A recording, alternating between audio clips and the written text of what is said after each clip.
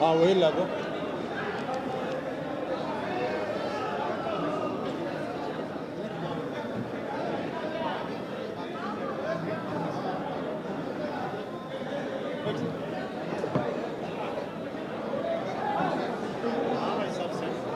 और इधर कर लीजिए, नजदीक कर लीजिए, और इधर कर लीजिए।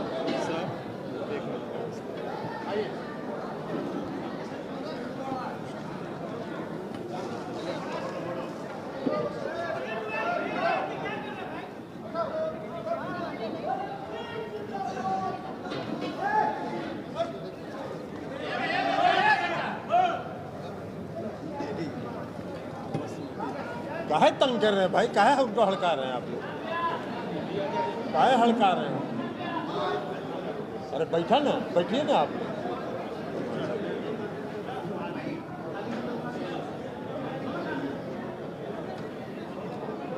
अब आप लोग उधर हल्ला बंद कीजिए, उधर आवाज बंद करिए, बैठना है तो उधर बैठ जाइए।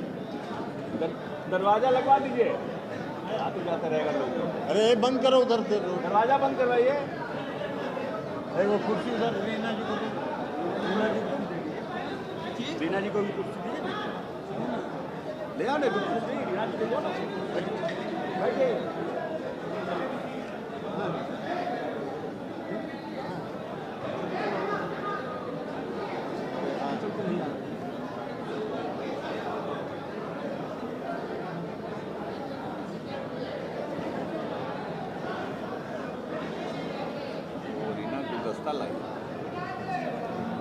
आइए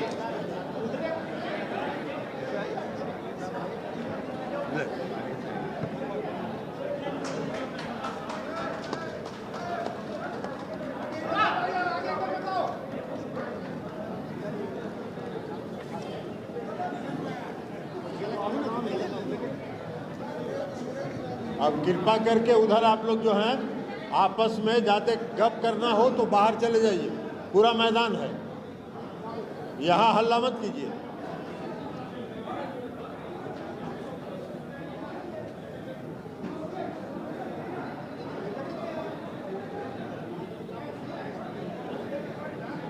हे रविंदर जी, अब या तो कहिए कि शांत हो जाइए और नहीं तो बाहर जाके आराम से गप करिए।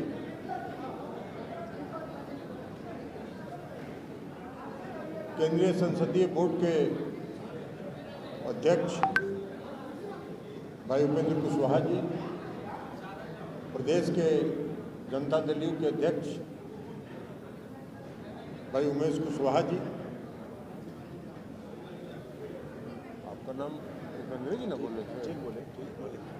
माननीय मंत्री श्री अशोक चौधरी जी, माननीय मंत्री श्री संजय झा जी, राष्ट्रीय महासचिव हर्षवर्धन सिंह जी, यहाँ मुख्य प्रवक्ता नीरज जी, माननीय बिहार विधान परिषद की सदस्य श्रीमती रीना यादव जी, हमारे प्रदेश के साथी सभी प्रवक्तागण, सांसद चंद्रवंशी जी और अन्य सभी पार्टी के सम्मानित नेतागण और प्रेस के साथियों, आप लोगों को आमंत्रित किया है हमने ये बताने के लिए कि कल एक निर्णय हुआ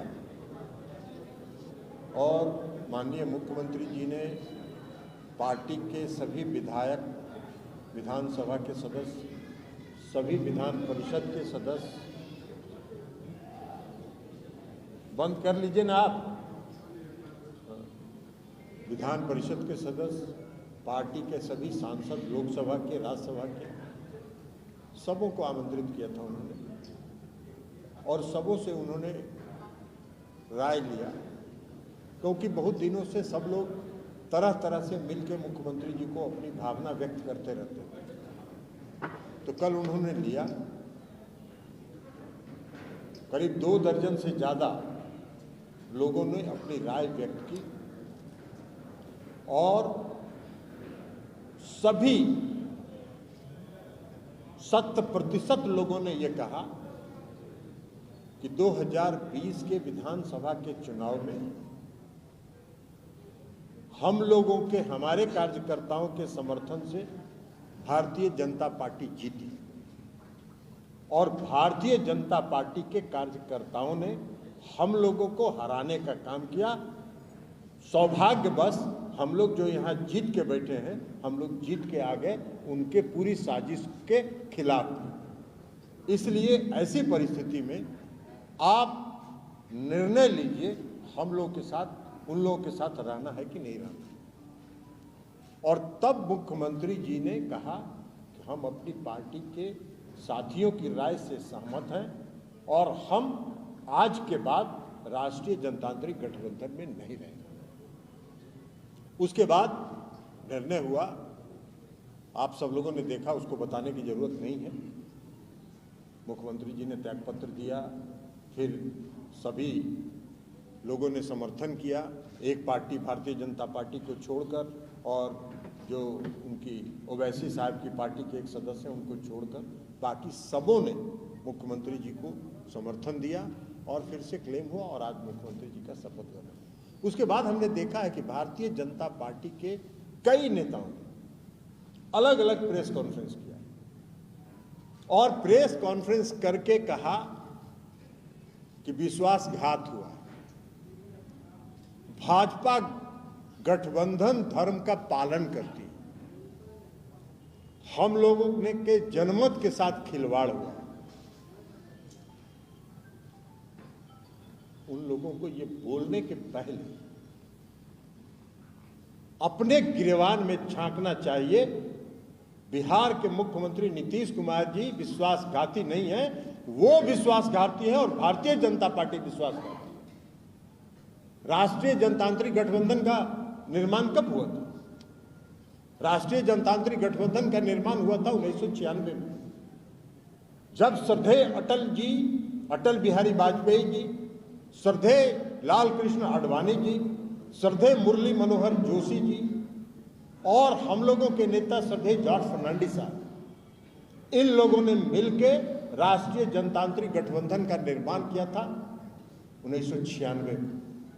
और 1996 से 17 वर्षों तक हम लोग राष्ट्रीय जनतांत्रिक गठबंधन में एनडीए में रहे। 17 सेकंड के लिए भी कोई समस्या किसी के साथ पैदा नहीं हुई। इसलिए कि उस समय के जो नेता थे आदरणीय श्रद्धेय अटल जी, आडवाणी जी, मुरली मनोहर जोशी जी, वो गठबंधन धर्म का पालन करते थे, अपने सहयोगी दलों का सम्मान करते थे, अपने सहयोगी दलों की बात सुनते थे। आज क्या हो रहा है? आज क्या हो रहा है राष्ट्रीय जनतांत्रिक गठबंधन के नाम पर? भाई, राष्ट्रीय जनतांत्रिक गठबंधन में रहते हुए जनता दल यूनाइटेड अरुणाचल में 7 विधानसभा की सीट जीती, भारतीय जनता पार्टी के खिलाफ लड़की। आप सत्ता में बन गए, वहां सरकार बना ली आपने, कोई दिक्कत नहीं थी। हमारे विधायकों ने भी लिखित समर्थन दे दिया कि हम राष्ट्रीय जनतांत्रिक गठबंधन में है, जो यहां सरकार बनी है उसका हम समर्थन करते हैं। उसके बाद 6 विधायक को तोड़ दिए। गठबंधन धर्म का पालन कर रहे थे। यही गठबंधन धर्म अटल जी ने जो निर्माण किया था एनडीए का, यही गठबंधन धर्म था। ये गठबंधन धर्म नहीं था। अटल जी, आडवाणी जी, जो जोशी जी के जमाने में राष्ट्रीय जनतांत्रिक गठबंधन के एक पार्टी से दूसरे पार्टी में कोई कहीं से ज्वाइनिंग नहीं कराता था, कोई दल बदल नहीं होता था।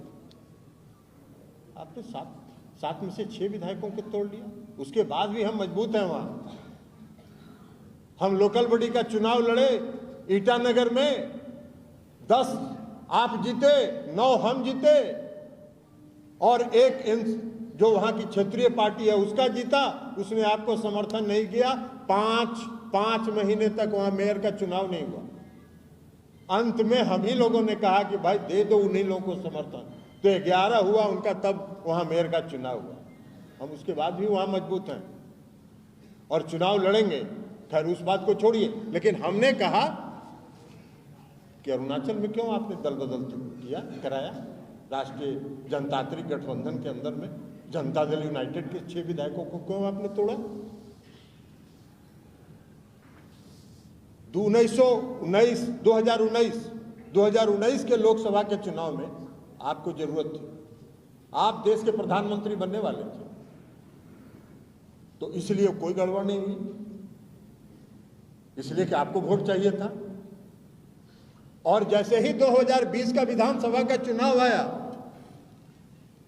आपने षड्यंत्र किया, साजिश की, और हमारे पार्टी के एक नेता को, जिसको मुख्यमंत्री जी ने खुद से राष्ट्रीय अध्यक्ष पद छोड़ के उस पर विश्वास करके उनको राष्ट्रीय अध्यक्ष बनाया था, उस आदमी को मुख्यमंत्री जी ने कहा कि इनसे बात कर लीजिएगा, और उसको मिला लिए हम लोग के खिलाफ षड्यंत्र में, साजिश में।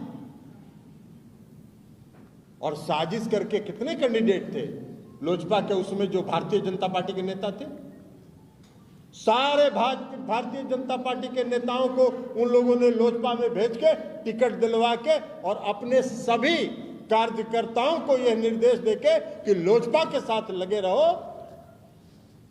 और चुनाव कराया 42, सब फिर वापिस आ गया, और सब चुनाव हार गया, और चुनाव हारने के बाद सब फिर भारतीय जनता पार्टी में वापस आ गया। यही तो काम कर रहे थे 2020 में, बड़ा राष्ट्रीय जनतांत्रिक गठबंधन का धर्म का निर्वाह कर रहे थे। और उसके बाद जब 2020 में हो गया, 42 सीट आ गई, तो मुख्यमंत्री जी मुख्यमंत्री नहीं बनना चाहते, आपने जबरदस्ती उनको मुख्यमंत्री बनाया, और जबरदस्ती मुख्यमंत्री बनवाने के बाद जो छुटभैया नेता लोग जो बयान दे रहे थे कि हम बड़े भाई हैं, हमारी कृपा से आप मुख्यमंत्री बने हुए हैं। हम इतिहास बताएं, 2005 में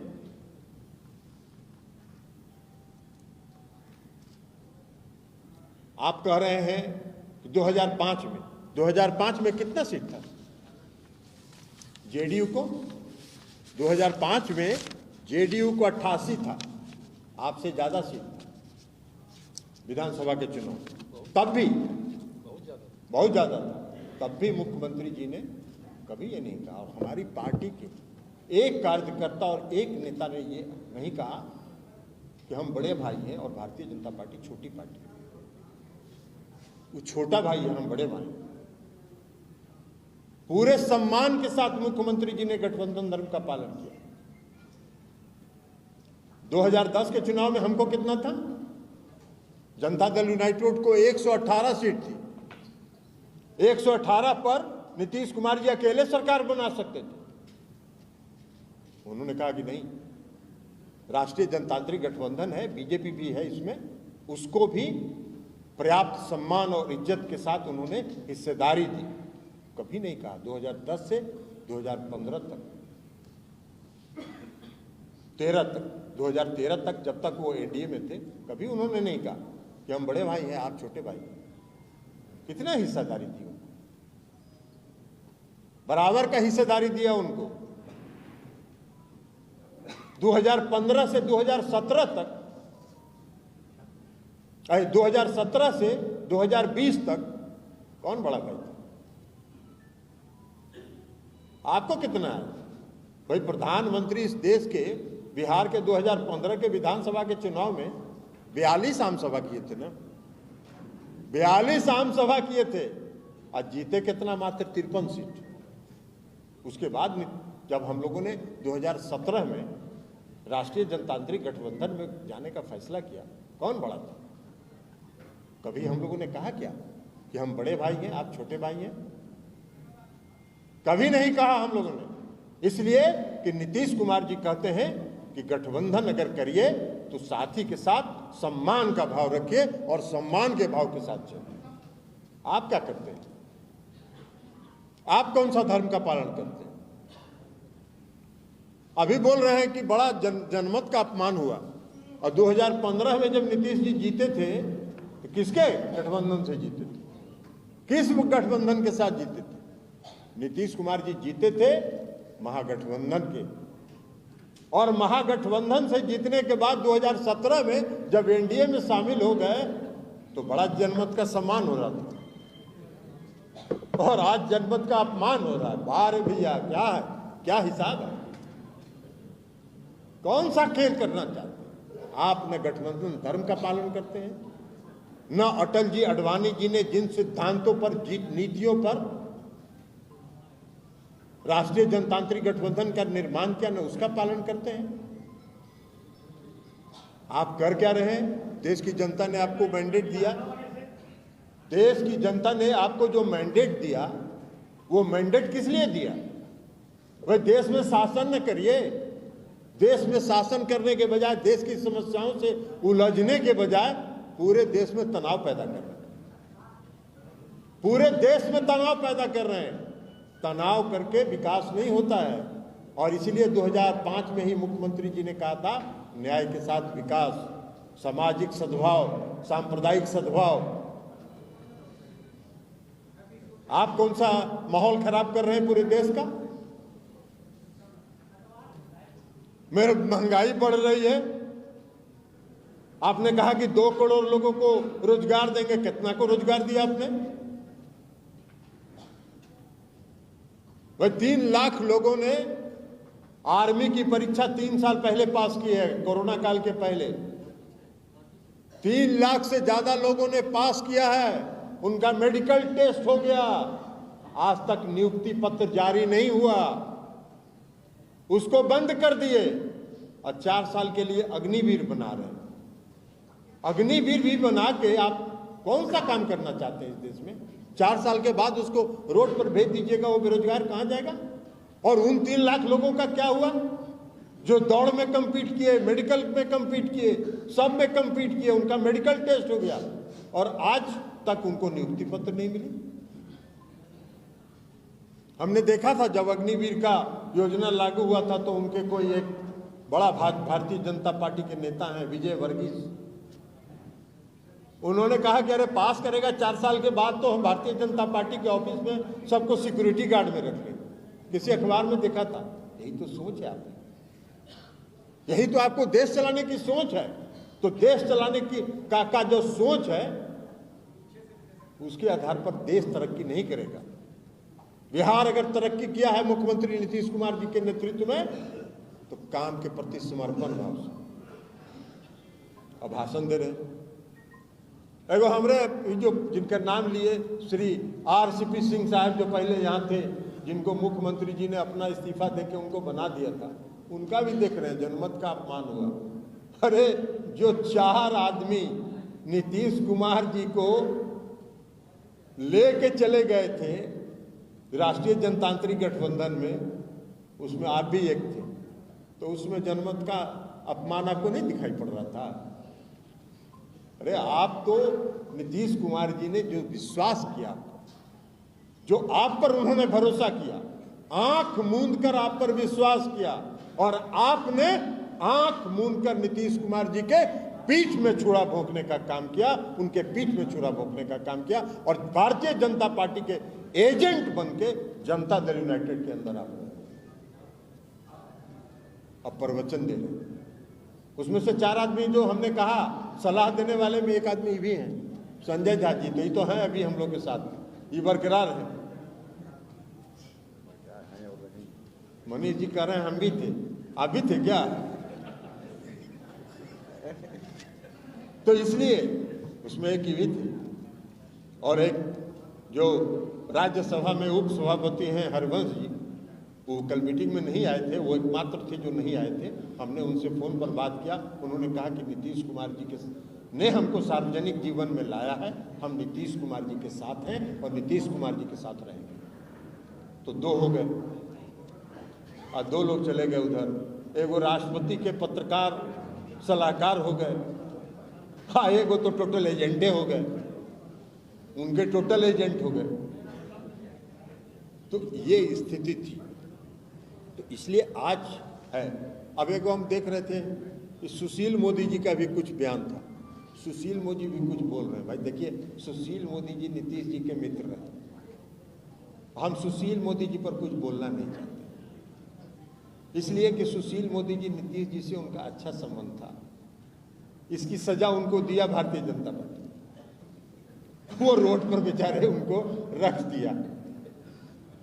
तो अब ये सब कुछ बोल बाल के अगर फिर से उनका रिहैबिलिटेशन अगर हो जाता है तो हम लोग को कोई दिक्कत नहीं है, वो कुछ बोल के रिहैबिलिटेशन अपना करा ले। लेकिन जो कुछ उन्होंने कहा है सफेद झूठ है।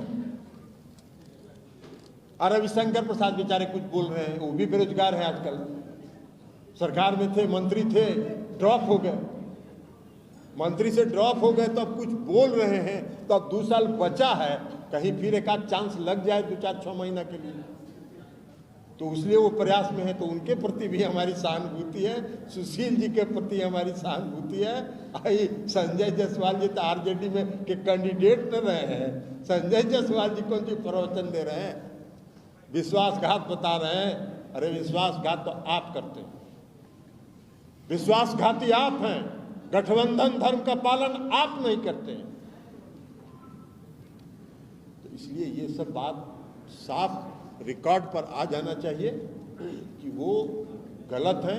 और नीतीश कुमार जी ने जो फैसला लिया है वो अपनी पार्टी के नेताओं के, पार्टी के कार्यकर्ताओं के की भावना के अनुरूप उन्होंने यह फैसला लिया। इसलिए इसके अलावा आपको अगर कुछ पूछना हो आप एक एक करके पूछिए, एक एक करके। 2020 में जब आपके साथ विश्वासघात हुआ तो 2022 अगस्त तक आप क्यों वेट करते रहे? दूसरा सवाल है कि आज जो सुशील जी ने बोला है कि आप लोग चाहते थे कि वो राष्ट्रपति बने। तीसरा एक मेरा सवाल है कि क्या आपने कोई विधायकों को तोड़ने की भी कोई साजिश की? और एक अंतिम सवाल है कि आपको इनकम टैक्स, ईडी, सीबीआई इन सबका डर नहीं है क्या? देखिए, पहला सवाल आपका क्या था? 2022 तक क्यों वेट किए? इसलिए कि नीतीश कुमार जी का स्वभाव, और मनीष जी आप भी नीतीश कुमार जी को बहुत नज़दीक से जानते हैं, नीतीश कुमार जी का स्वभाव है कि किसी चीज़ को जब तक बर्दाश्त करने की उनकी क्षमता होती है तब तक वो बर्दाश्त करते हैं। लगातार अपमान किया जा रहा था, ये छूट भैया नेता लोग रोज बयान देते रहते, मेरी कृपा से बने हैं, हम बड़े भाई हैं, कोई कह रहा है हम क्षेत्रीय दल का अस्तित्व मिटा देंगे, कोई कुछ बोल रहा है, और कोई आके बोल रहा है कि 2024 में 2025 में हम इनके नेतृत्व में रहेंगे। अरे तो कथनी और करनी दोनों में अगर एक रूपता नहीं रहेगी तो उसका परिणाम तो वही होगा जो आज हुआ। दूसरी बात आपने कहा सुशील मोदी जी उपराष्ट्रपति, अरे काहे का उपराष्ट्रपति नीतीश कुमार जी? नीतीश कुमार जी को तो पहला दिन जब मीडिया में चला कि राष्ट्रपति के उम्मीदवार हो सकते हैं, उसी दिन मैंने कह दिया था कि नीतीश कुमार राष्ट्रपति के उम्मीदवार नहीं है और नीतीश कुमार राष्ट्रपति कभी नहीं बने। तो उसी दिन कह दिया था। सुशील जी को तो हमने कहा आपको अभी कि सुशील जी बोल रहे हैं, अब वो बेचारे का पुनर्वास हो जाए तो इससे बेहतर हम लोग के लिए खुशी की बात कोई नहीं होगी। यही सब बोल के पुनर्वास हो जाए। एक बार और हम जानते हैं, उसके पहले भी एक बार बहुत भारी वनवास में थे, राज्यसभा में तो नहीं गए थे, तब बिहार में थे। 1 मिनट हरिए ना भाई, उनका जवाब देने दीजिए। अरे उसका पहले जवाब हुआ तो दे दे। अरे सप्लीमेंट्री सवाल अभी पहले मेन जवाब दे देना। अब ऐसे नहीं है, ऐसे नहीं जवाब देते हैं, अभी हम ऐसे नहीं जवाब देते हैं, हमको देने दीजिए। उन्होंने जो बीच में भी वनवास में थे, ये संजय झा जी गवाह हैं, भारतीय जनता पार्टी के एक नेता जो हम सबों से जिनका बहुत गहरा संबंध था, अरुण जेटली जी, वो अब नहीं है इस दुनिया।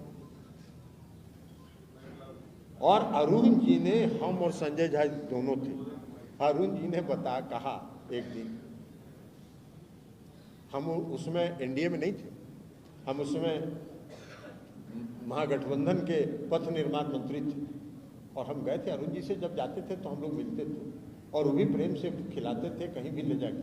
तो अरुण जी ने कहा हमको कि यार सुशील अपना दोस्त है, उससे कोई बात नहीं करता है, यहाँ फोन करता है। हमने उसको कुछ कुछ दे के और उसको फिर से पुनर्स्थापित करने में हमने योगदान किया, हमका बहुत अच्छा काम किया। तो फिर से अभी वो अरुण जी जैसे लोग तो नहीं हैं, लेकिन अभी सब बयान देने से अगर सुशील जी का पुनर्वास हो जाता है तो हम लोग को पूरी सहानुभूति सुशील जी के साथ है, इसलिए उसमें कोई दिक्कत नहीं। और लास्ट क्वेश्चन क्या था? ऐसा विधायकों को, हमारे विधायकों को कोई नहीं तोड़ पाएगा। एक बात बता देते हैं, हमारे विधायकों को कोई तोड़ नहीं पाएगा। प्रयास तो राष्ट्रीय जनता दल पर कल कर रहे थे, आपका तो कुछ कुछ संबंध सब जगह है, मनीष जी पता लगा लीजिए। राष्ट्रीय जनता दल के लोगों को फोन कर रहे थे कि भाई रुक जाओ, किसी तरह 3-4 दिन रुक जाओ।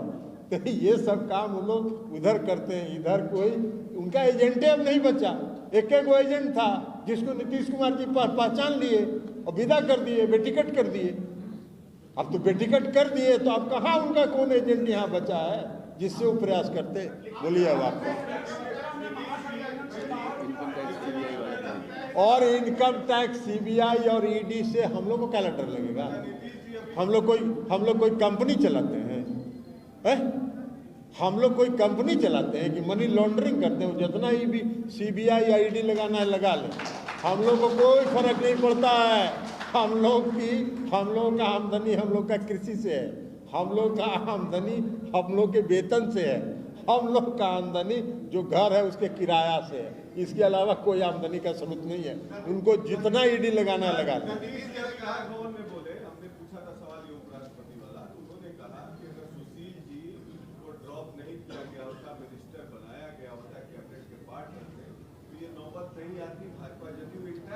ठीक कहा नीतीश जी ने, ठीक कहा। इसलिए कि भारतीय जनता पार्टी का ये भी एक साजिश था कि पुराने जितने लोग थे उस सबको हटा दो। भारतीय जनता पार्टी के पुराने लोग में नंदकिशोर जी, सुशील जी, सबको विदा कर दो और नया लोगों को ले आओ, ताकि अनर्गल बयान सब नीतीश जी को के खिलाफ देता रहे। और वहां से हम लोग कहें कि देखिए हम लोग 2024 में भी और 2025 में भी नीतीश कुमार के नेतृत्व में चुनाव लड़ेंगे। और इधर कह दिया कि देते रहो, तुम लोग जारी रहो। जैसे लोग विधानसभा के 2020 के चुनाव में कह दिया कि हम लोग एकदम गठबंधन हम लोग का राष्ट्रीय एनडीए जो है इंटैक्ट है, और धाए धाए पीछे से चल जाइए आप, लड़ जाइए लोजपा से, चल जाइए आप, लड़ जाइए लोजपा से, आप टिकट ले लीजिए लोजपा से। ये सब काम करते रहे। आज जैसे ही चुनाव सब हार गया लोजपा से, सबको कहा कि आ जाइए भाजपा में, आ जाइए भाजपा में, आ जाइए भाजपा में। यही सब काम करते हैं। महागठबंधन से बाहर आए और आज ऐसी कौन सी परिस्थिति बन गई जब उसी के साथ गठबंधन पूरा हो रहा है? कोई परिस्थिति नहीं बनी थी। हमने तो अभी बता दिया, आप सुने नहीं कि 4 आदमी थे लगे हुए, उसमें संजय जाजी भी थे। 4 आदमी लगे हुए थे, उनको कह रहे थे कि इतना दिन लंबे समय से आप एनडीए में रहे हैं, चले जाइए, मोदी जी बड़ा आपको प्रेम करते हैं। मतलब 4 आदमी चलिए, हाँ,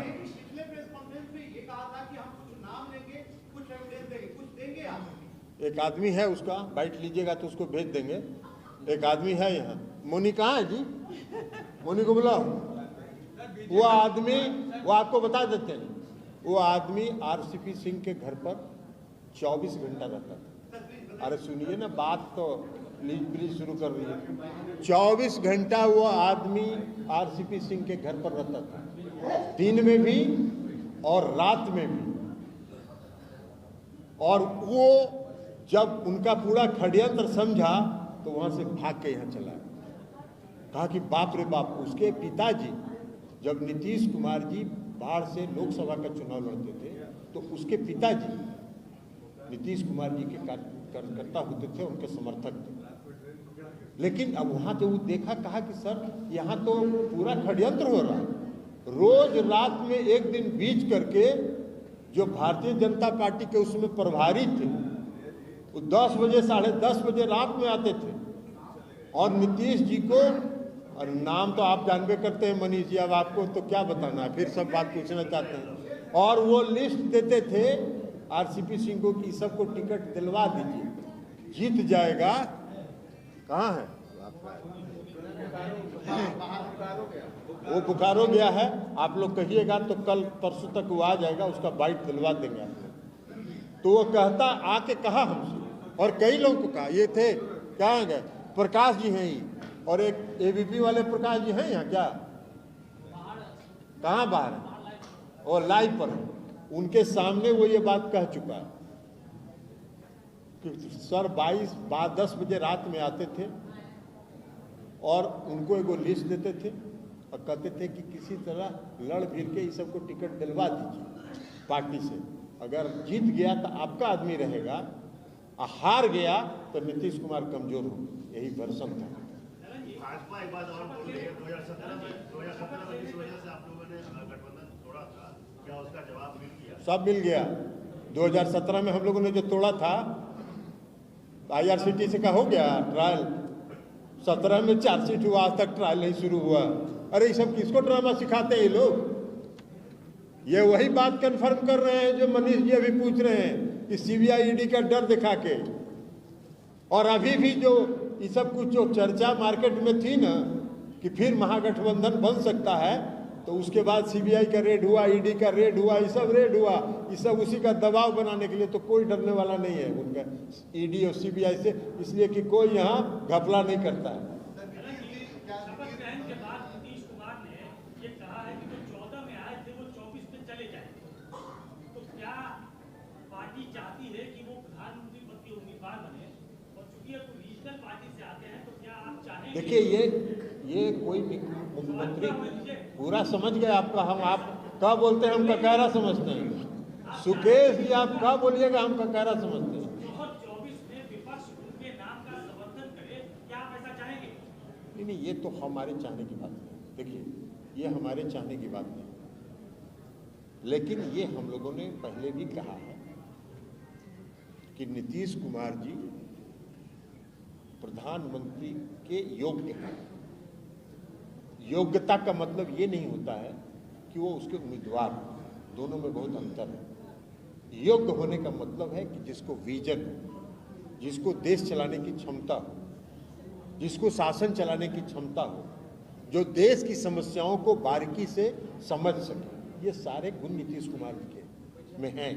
अब ये तो जो विपक्ष की पार्टियां जो हैं, उन सभी पार्टियों की सहमति होगी। ये क्या होगा भविष्य में नहीं होगा, ये हाइपोथेटिकल क्वेश्चन है, लेकिन इतना बात जरूर है कि नीतीश कुमार जी ने जो कहा है कि 2014 वाले 2024 में होंगे कि नहीं होंगे, इस पर प्रश्न चिन्ह जरूर है। कैसे, आपको अभी हम समझा देते हैं। आज उनकी संख्या 303 है, बहुमत का आंकड़ा 272 है, 30 का संख्या उनको ज्यादा है। बंगाल से उस 30 में 16 बंगाल से हैं, तो अभी बंगाल से तो लगता है कि एक आध को जीत जाए तो भी भाग्य हो, नहीं तो साफे हैं। अब बिहार में 17 गो हैं, तो अब वो क्या को जीतेंगे वो तो वो जाने समय बता देगा। तो 16 दूना 32 तो साफ हो गए। तो 272 के नीचे जहां आए, 272 के नीचे जहां आए, उनके पटिया में जो तानाशाही चल रहा है सब तो खखवाया हुआ। हम लोगों से भी मिलता है ना लोग सेंट्रल हॉलवा में, सब कहता है कि बाप रे बाप ये बोला, उसका तो 1 मिनट में गर्दन साहब। बेचारे अडवाणी जी का बताइए क्या गलती है? मुरली मनोहर जोशी जी का क्या गलती था? सबको हाशिए पर रख दिए। कोई नामों लेता है? कोई भारतीय जनता पार्टी का नेता किसी भाषण में आदर श्रद्धेय अटल जी का और अडवाणी जी का नाम नहीं लेता है, इसलिए कि कोई अगर नाम ले लेगा तो उसका गला कट जाएगा। तो हालत है। आप सबसे पुराना अलायंस रहे हैं बीजेपी के, हम बीजेपी के अलायंस बता तो दिया आपको, अभी सुन नहीं रहे थे यार मिश्रा जी। हम कहे कि 17 साल रहे हम लोग और 17 सेकंड के लिए भी कोई समस्या नहीं आई, इसलिए कि आदरणीय श्रद्धेय अटल जी, श्रद्धेय अडवाणी जी, श्रद्धेय मुरली मनोहर जोशी जी और श्रद्धेय जॉर्ज फर्नांडिस साहब बिना आपसी सहमति के और बिना आपसी विचार विमर्श के कोई निर्णय नहीं करते। ये बताइए सर कि दोबारा फिर एनडीए में आप लोग जाएंगे कि नहीं? काला नीतीश जाएंगे एनडीए में। एक बार नीतीश जी ने कहा था अब अगला सलाहकार, अब अगला ट्रिप में अगर आप सलाहकार बनिएगा तो आप अलग बात है, आपको तो हम ऐसे एडवाइजरी में रखे हुए हैं। अभी हम बोल दिए ना इनको, उमेश कुशवाहा जी को, कि इनको सलाहकार बना लीजिए। किससे? काहे ला डर लगेगा? काहे डर लगेगा? चोरी कर रहे हैं क्या? और क्या आपको दिख नहीं रहा है? पूरा देश देख रहा है, ऐसा पूरा देश देख रहा है। रातों रात उनको समझ में आता है कि इन पर ईडी लगाना चाहिए। वही महाराष्ट्र में क्या हुआ?